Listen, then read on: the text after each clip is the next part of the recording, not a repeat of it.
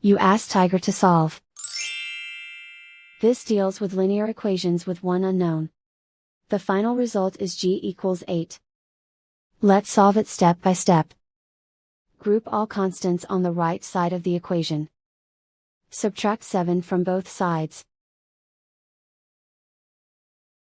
Simplify the arithmetic.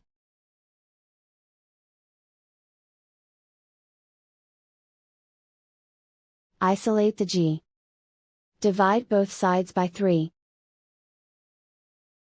Simplify the fraction. Find the greatest common factor of the numerator and denominator. Factor out and cancel the greatest common factor. And so the final result is g equals 8.